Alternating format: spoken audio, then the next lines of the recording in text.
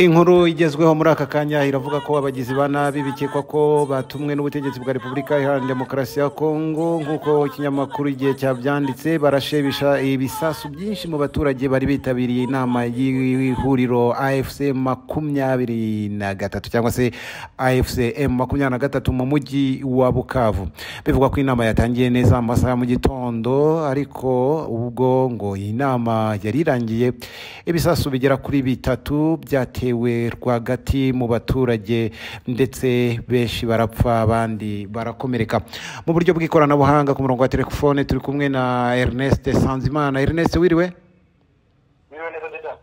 Iyi nama wari wayitabiriye byagenze gute? Iyi nama yaritabiriwe n'abaturage benshi bo mu mujyi, abayobozi ba M23 baganira n'abaturage bizeza ko igihugu gitekanye, ko bafite gahunda zo kubateza imbere. Nk'uko ubivuze, ubwo inama yari irangiye hashize iminota 5 cyangwa 3 abayobozi bamaze kugenda, ko inama ikirangira bahise basohoka binjira mu modoka zabo baragenda. Abayobozi bagakima kuhava nibwo mu baturage haturikiye, hari hahagaze abaturage haturikiye grenade ebyiri.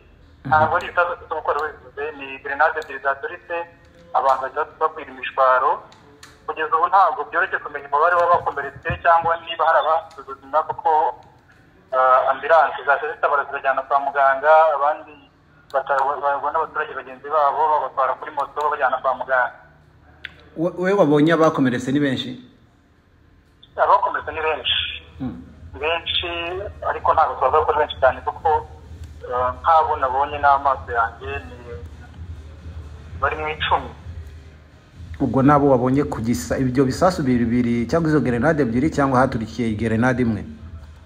Haturikiye grenade ebyiri. Imwe yaturitse, abantu bakiri mu kwibaza ngo ni ibiki bibaye, ubona ubwo bari bwinshi. Hahita haturika zaturutse zikurikiranye, nta masegonda 10 yaciyemo hagati. None umuntu ashobora kwibaza ubu i Bukavu bimeze gute? I Bukavu bimeze neza, abantu baracyagenda nkaho nta cyabaye. N'ubu nciye ku mupaka w'Isizi ya mbere, abantu bamwe bari kwinjira bava muri Bukavu baza mu Rwanda, n'abandi bava mu Rwanda bagenda. Ibisasu byatwite ntacyo byahungabanyije ku cyizere abaturage bafitiye M23 no ku mutekano baramaze kugeraho. Oya, birumvikana iturika ry'ibisasu nk'ibyo mu baturage rwagati. Twagiye tubona za video z'abaturage biruka bona ko bafite ubwoba.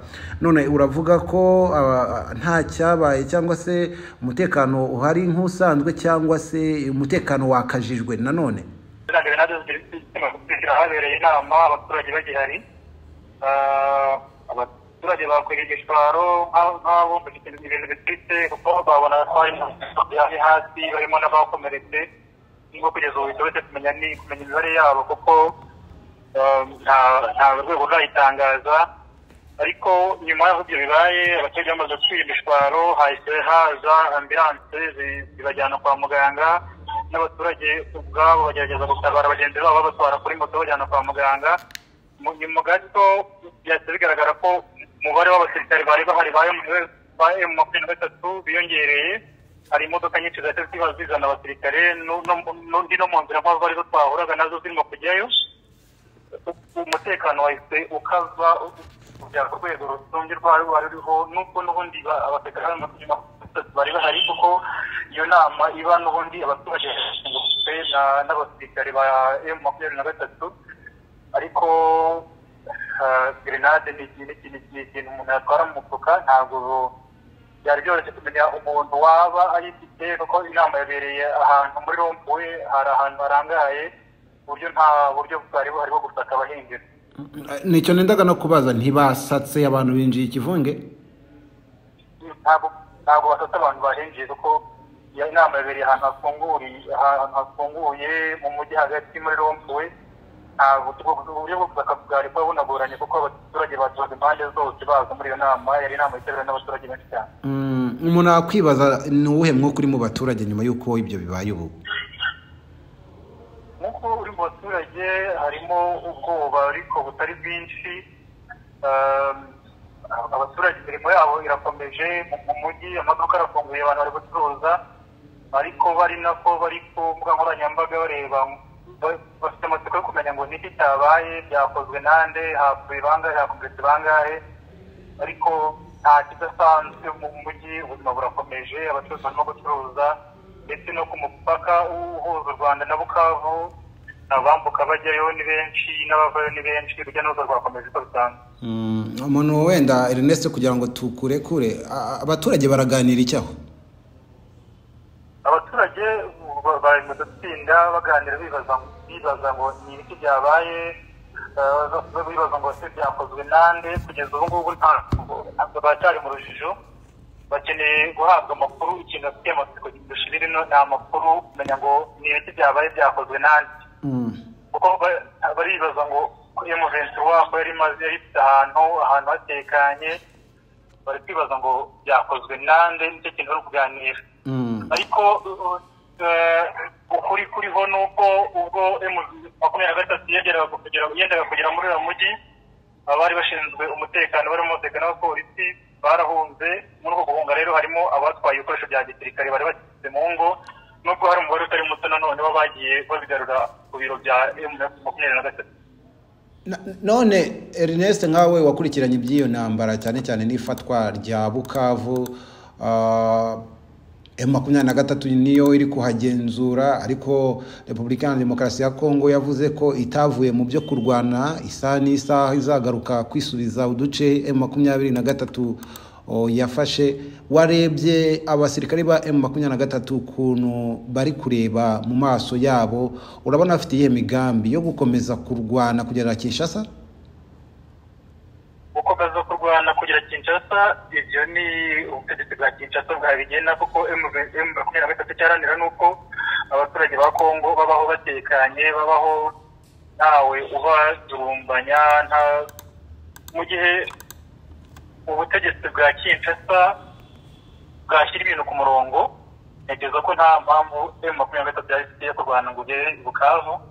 Ariko mu gihe abaturage bakomeza kubangamirwa nk'uko mwabibonye, abavuga igiswahili n'abavuga ikinyarwanda mu mujyi wa Kinshasa, umutekano wabo ntiwizewe neza.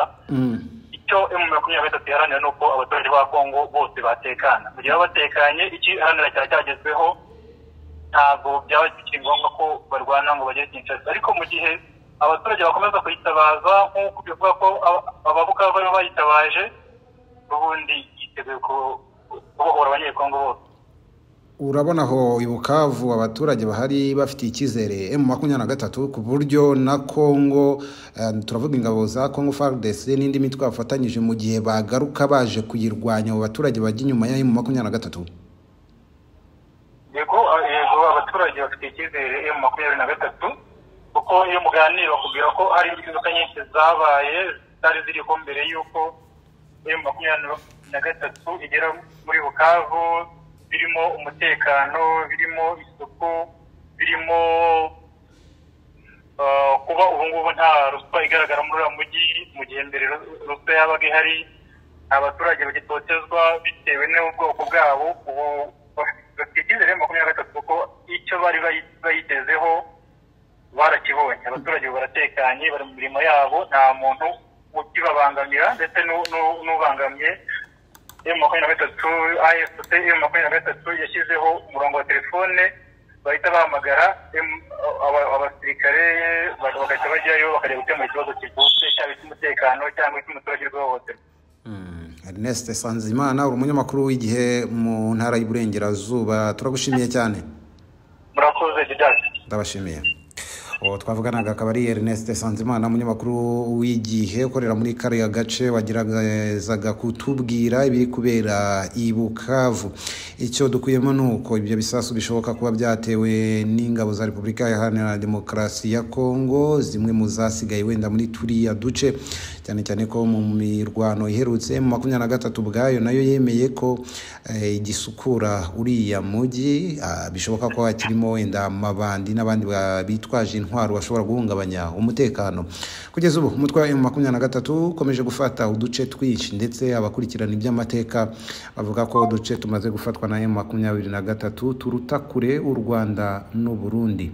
N'uduce twinshi uyu mutwe wa M23 ukomeje kwigarurira nyuma yaho Repubulika ya Demokarasi ya Kongo yanze ibiganiro n'uyu mutwe wa M23 urimo abasirikari barwana baharanira uburenganzira bw'abatutsi bavuga ikinyarwanda.